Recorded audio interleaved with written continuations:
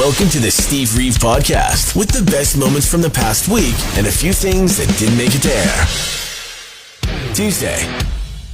This is the best story. Apparently happened just at the end of last week, right ahead of the long weekend. But I just read about it this morning. A camper was apparently in distress. At least that's what people thought. There was hikers that got in touch with emergency services in the Okanagan area saying they were hearing screams. Somebody clearly in distress. And so there was a crew that was in training mode. They immediately switched over into actual got to do the search and rescue thing, and they arrived at I guess the boulder fields was the area. They could hear something faint yelling, but they couldn't make out any words, any language. So yeah, absolutely got to work the problem, split up, triangulate, find this guy. And it wasn't somebody in distress whatsoever. It was simply a camper alone who was singing at the top of their lungs into the sky the greatest hits of Hannah Alberta's Nickelback. This is so funny. And the joke is that he wasn't in trouble, but maybe his singing was. And they're, of course, happy to find somebody that did not need any saving, and there was no incident whatsoever. And a reminder that their services are always free when it comes to rescue. And therefore, that means maybe a little bit more money in your pocket to spend on things like singing lessons. Okay, I wish there was a recording of this guy, a video on the internet. I need to hear what this sounded like. Absolutely. I mean, some people, Nickelback, not their cup of tea on the best of days, but apparently this guy was loving it. It's time for Cruz Music News with Steve Reeve. Couple of news stories for you. One is that the Strokes are coming back to the live music scene, unfortunately. Nowhere near here, but they've just announced some U.S. shows. They're calling it kind of a warm-up, preparing for Austin City Limits. It's been a minute, a little bit of a live performance hiatus for the band. Tickets for these shows are going into effect later this week, though they won't actually be on stage until early October, late September, that kind of time slot. And then in adjacent to music news, Jack White has had a mission, a lifelong journey, a goal to be able to watch a baseball game at every single major league stadium, and he has done so, and has even documented his appearance at each one of them. This is now finally occurred. He's hit the limit and was in attendance watching the Philadelphia Phillies take on the Detroit Tigers, and his team, Tigers, ended up winning it out.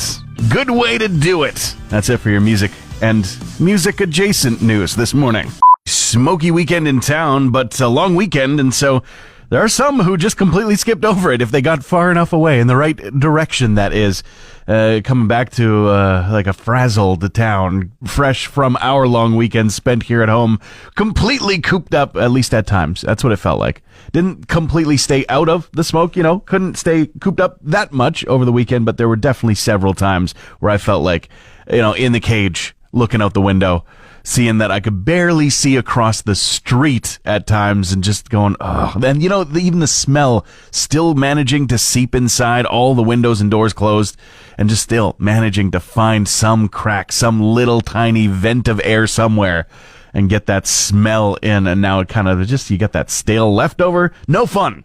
That's like the only evidence other than the footage people that were out of town for the long weekend have coming back to it going, what is that? You weren't here. You don't know. Wednesday. Something on the internet that is designed to make it seem like it's going to fix some aspect of your life. And really, it's totally BS and only there for the engagement. And you can tell that even sometimes the AI that they're trying to get to write a little article about whatever it is even struggling to make it seem like a real thing. Like, how about the watermelon vacuum hack? Oh, have you heard about this? Well, it sure does suck. And it's really, the idea is you put a watermelon to add weight to the business end of the vacuum, to basically push that brush a little deeper into the fibers of whatever you're vacuuming up and maybe get it a little bit cleaner. And you can see videos of people vacuuming their carpets with a full-on watermelon, just kind of teetering on top.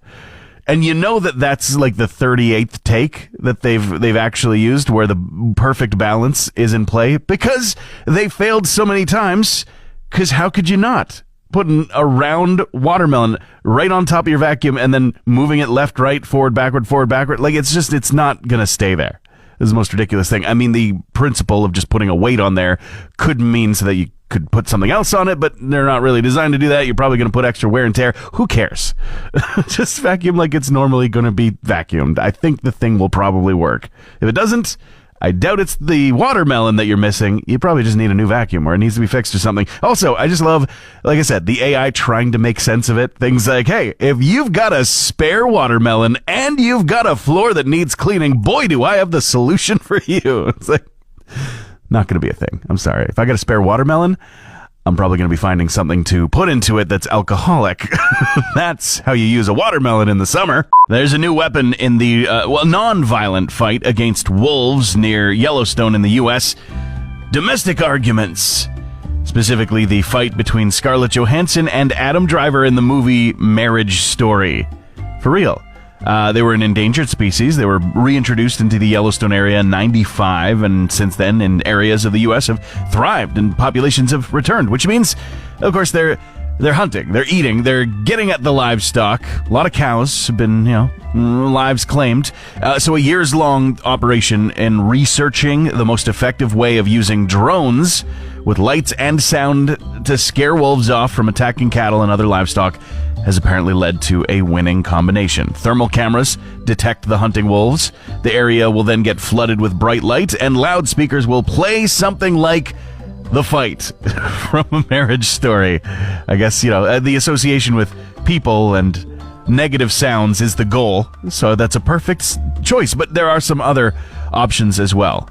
Like AC/DC, Thunderstruck has been effective. Fireworks, gunshots, literal alarm sounds rounding out the list of, alarming sounds that seem to have been saving cow lives. Along with what I must be the most effective according to a canine ear. Just somebody simply going, hey, drop it. Good wolf. See? Problem solved. You're listening to the Steve Reeve Podcast from 100.5 Cruz FM.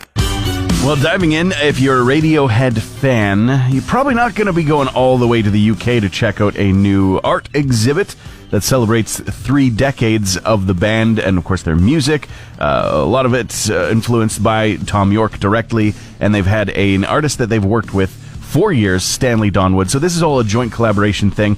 It's going to open its doors today, actually, and be open until January, showing all kinds of things, personal archives, notes, sketches, things that were in the creative process of bringing things to the finished product that we got to experience as fans. Would be a lot of fun, very far away. Hopefully they turn it into a coffee table book or something. Ozzy Osbourne, now, of course, passed away, but officially getting a death certificate that is the envy of most, I think. Usually, you don't get something quite so cool as the listing of what your occupation was in life as songwriter, performer, and rock legend. It's official. Not that a piece of paper was needed for any of us to know it, but it is now on a piece of paper. And sad news, another death to speak of in the music world, Terry Reid, who might not be a household name, but certainly is a very talented individual and was going to be the front man of Led Zeppelin as Jimmy Page was putting that band together. In fact, he declined. He turned it down. Robert Plant, now in a tribute to Terry Reid, who died at the age of 75, has said, "He catapulted me into an intense new world that he chose to decline. I listen now to his album The River, and I shed a tear for my brother in arms." And no specific cause of death given, though it had been listed recently that he was dealing with medical issues and a battle with cancer. That's it for your music news this morning. This morning, at some point, we should be learning more about the province's plan for curbing fraudulent tow truck business shenanigans.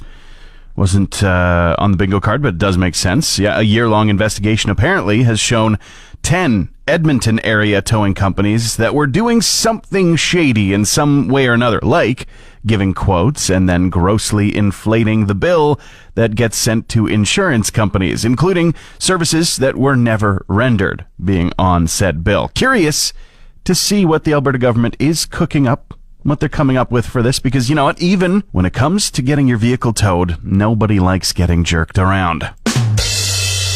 It was right there. I had to. Thursday. Terminator's been in my life for as long as I've lived. Actually, it's older than I am. The franchise from James Cameron has always been dealing with, of course, AI and the dangers therein. But this is a fantastic franchise, despite some of the entries, some of the releases in it not being so great. Still, it's just been something that has been loved by so many, myself included. And James Cameron, again, being asked about his thoughts on, what about this wave of AI? And he's saying, well, warning us, AI plus weapons systems, probably not a good mix. We're already dealing with how much of a not good mix it is with just making art, with writing emails for us. But then you maybe figure it out with a weapons system in there. Yeah, of course it's going to be making mistakes. That equals possible Terminator-style apocalypse. So thank you for the warning, James Cameron. I just kind of feel like, duh, who's asking him these questions? Wasn't that what the whole movie was about back in the mid-'80s? Well, that and traveling through time for love, but mostly the robot thing. Stopping for a sec to talk about MC Hammer, not an artist we really hear too much on the Cruz airwaves, but somebody in the news because of not being able to make payments on a Land Rover, apparently. Why are we saying this? Why are we telling this story? Not to, take joy in somebody's hardship. I don't know what the situation is. Certainly hope that this person's doing well, has given us some entertainment over the years. $100,000 Land Rover. I mean, obviously an expensive vehicle just to start with. Perhaps something a little more sensible would have been far more affordable than the $2,434 a month lease or whatever the situation is. And that's American dollars, by the way. But apparently payments haven't been made. And so it looks like something's still going to happen. Like 3/4 of the vehicle's value still needs to get sent in. I just feel like it's going to be having the dealership be saying, hey, listen, MC Hammer, you can't touch this. It's just the low-hanging fruit. Sometimes you can't help but pick it. Hey, Alexa, play the Steve Reeve podcast. Could be something coming from the Arctic Monkeys. I mean, surely, because they've started a record company, and also their website has been updated, though without actual definitive information. It looks like they're going to be back in the studio at some point before the end of the year to record something new, and therefore an album probably going to be on the way, but maybe not just their own. Potentially recruiting other acts into the fold. We'll see. Keeping an eye on that. Tom York in the news saying that he's struggling to be creative after the pandemic and describing that time of being, locked down and the world being a little bit shifted from the usual. Says it was an eye-opening and deeply therapeutic time, and he said he really valued it. It's kind of an awkward take. I mean, there's definitely nothing wrong with finding value in that time, but there was certainly not everything great about it. But hopefully more from Tom York on the creative side of things in the future, because big Radiohead fan right here. And Lars Ulrich is confirming that, yes, Metallica, they're very much interested in 2 major appearances next year. That would be the 2026 Super Bowl halftime show. A lot of people talking about how it might go in a rock and roll direction this year, and as well as a residency at the Las Vegas Sphere. That would be absolutely incredible. It should be noted, though, that the Super Bowl is going to be played in their hometown, San Francisco, next year. So it only fits. That's it for music news this morning. Gigantic corporate merger down in the States of Paramount and Skydance becoming one entity is now closed. They have closed this whole thing. So I guess it means South Park didn't blow it up. Stephen Colbert didn't blow it up, I guess. What does that mean for the viewer? In Canada, probably largely the same thing that it does in America, just with less access to it and for more money. But I do feel like I just got zero faith in the usual streaming service model, in the sense that, the price is just going to keep going up. They're going to keep foisting ads on you when the original reason you even signed up in the first place was to get away from them. And it's just never going to end. Yeah, it was predicted before. It has come to pass. The new streaming service model that was supposed to unshackle us from the chains of cable and network TV has just turned into channels again. It's the same thing. Friday. Happy Meal for adults coming next week. Still not sure if it's coming to Canada or not. I'm seeing a lot about it, and everything does say, yes, U.S. stores. And so often we do get the same things, but not every time. So probably coming nearby next week, April 12th. It's all based around a very old McDonald's line of advertisements for a magical place called McDonaldland. Get yourself ready for a trip through McDonaldland. Take along a friend and grab a hold of Ronald's hand. And there's apple pie trees, there's burger bushes. It's a wild place, and I'm not familiar with it. And if you're not either, it's because this is even older advertisements. McDonaldland first came on the scene in 1971. And it features this new McDonaldland advertisement and adult Happy Meal. Features the full lineup of mascots and characters, including ones we haven't seen in decades, including Mayor McCheese. I'm not even familiar with Mayor McCheese, because I wasn't even born yet the last time he was in ads in the mid-'80s. Now, with this new Happy Meal, there are collectibles involved. It is a Happy Meal after all, but it's the shake that's catching most eyes, I think. Blue raspberry base, red whipped cream on top, inspired by the resident volcano in McDonaldland. This place is like a whole ecosystem. All of this made up to sell cheeseburgers. I am too spoiled now. I'm worried. I'm concerned about this. Too spoiled by a new air conditioner. The heat wave that we had pretty recently killed the old one. And so what are you going to do? We got a new one. It's smart home enabled, though, which is, first of all, can we stop labeling every single thing as smart when usually the way that they work is really, really stupid, especially when working with each other? But I digress. This thing, pretty smart. The AC is voice enabled with, if you got a system like Alexa or Google Assistant, and so I have been talking to the AC, turning it off, turning it on at a whim, changing temperatures, setting timers, talking about my childhood. My girlfriend's going to come home from work and find me laying on a chaise lounge, arms crossed on my chest, looking up, talking about where all the trauma started. No one needs this much power. But I love it. And I better love it for what a new air conditioner costs these days. You're listening to the Steve Reeve Podcast from 100.5 Cruz FM. Deftones in the news with a new single out. They've been teasing music coming from the upcoming album Private Music. That's the title. And the new single is called Milk of the Madonna. And thunderous is how people are describing it. The actual album is out later this month on August 22nd. Pre-orders, pre-saving, all that available. But the new single available to listen to in its entirety already. Sharon Osbourne in the news talking about Ozzy, of course, and revealing that he was an emotional wreck after the love that was shown at the beginning of July with the final farewell show for Black Sabbath and the reunion of the band, saying that he had no idea that so many people liked him. Of course, hundreds of thousands of people have been showing their support in the wake of him dying, and a great number of dollars raised by that last event for charity as well. David Byrne of the Talking Heads fame is working with Hayley Williams of Paramore fame. In fact, they have collaborated on a song, or at least the soundtrack, maybe more than one song, for a new show on Netflix that's going to be coming out called The Twits. And Hayley Williams does say of working with Byrne, it was so fun and surreal starting a song from scratch with him. And more of that can be revealed in the near future with the single as well as the actual show revealing in the very near future. It is going to be out October 17th, and it's going to be something that the entire family is going to love. We just know it. Sony is suing Napster, somehow not a headline from 25 years ago. Apparently $9.2 million in licensing fees and unpaid royalties.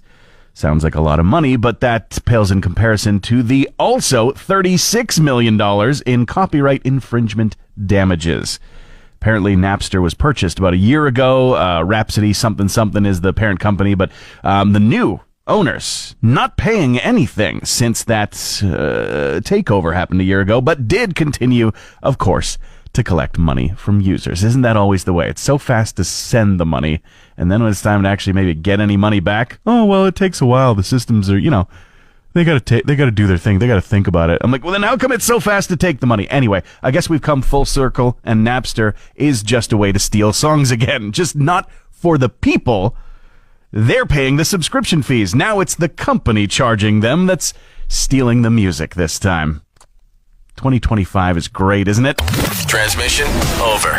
Want more Steve? New podcast episodes happen every Friday, or just tune into the Steve Reeve Show. Weekday mornings starting at 5:30 a.m. on 100.5 Cruz FM.